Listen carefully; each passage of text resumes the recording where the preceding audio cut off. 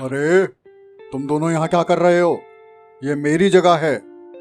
मैं क्या डम्बो भाई, हम तो सिर्फ खेल रहे थे। यहाँ से भागो, नहीं तो तुम्हारी खैर नहीं। आखिर कैसे छुटकारा पाया इन दोनों ने डम्बो भालू से? आइए जानते हैं इस कहानी को शुरू से।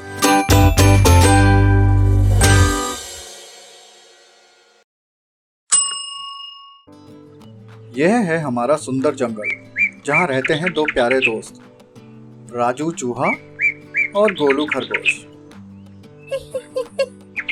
गोलू भाई इधर आओ, मैं यहाँ छुप गया हूँ, ढूंढ के बताओ तो जरा।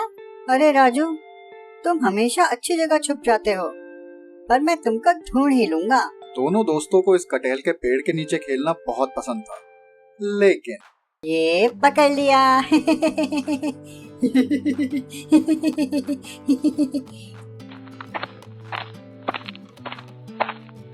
अरे तुम दोनों यहाँ क्या कर रहे हो? ये मेरी जगह है। मैं क्या डम्बो भाई, हम तो सिर्फ खेल रहे थे। यहाँ से भागो, नहीं तो तुम्हारी खैर नहीं। राजू, ये तो हद हो गई है। रोज डम्बो आकर हमें परेशान करता है। हमें कुछ करना होगा गोलू, हम इस तरह हर दिन भागते नहीं रह सकते। चलो किसी से मदद लेते हैं। दोनों दोस्त अपने ख्यालों में खोए मदद की तलाश में जंगल में भटक रहे थे। तो क्यों ना चतुर लोमड़ी की मदद ली जाए? नहीं गोलू, वो बहुत चालाक है, वो बाद में हमें फिर परेशान करेगी। अरे हाँ, क्यों ना हम विश्वनाथ काका से सलाह लें?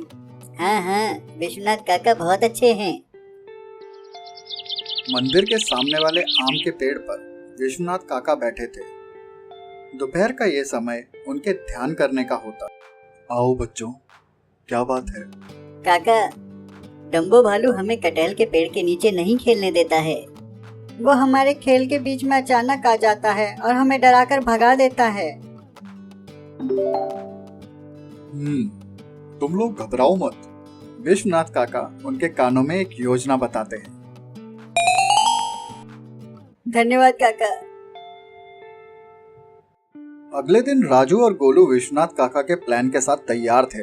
क्या चल रहा है इन दोनों के दिमाग में?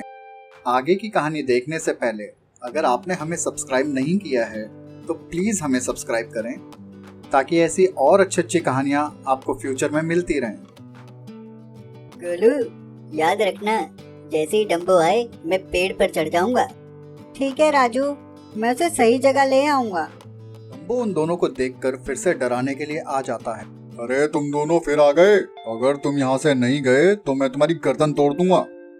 राजू जल्दी से भागकर कटहल के पेड़ पर चढ़ जाता है और गोलू डम्बो को चिढ़ाने लगता है। डम्बो, अगर तुम्हारे में हिम्मत है तो आओ मुझे पकड़ो।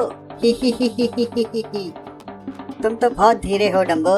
अरे आओ पकड़ो ना। क्या हुआ, थक गए क्या? मैं तुम्हारी गर्दन तोड़ दूंगा। डम्बो को चिढ़ाता हुआ गोलू उस निशान तक ले आता है। अब आएगा मजा।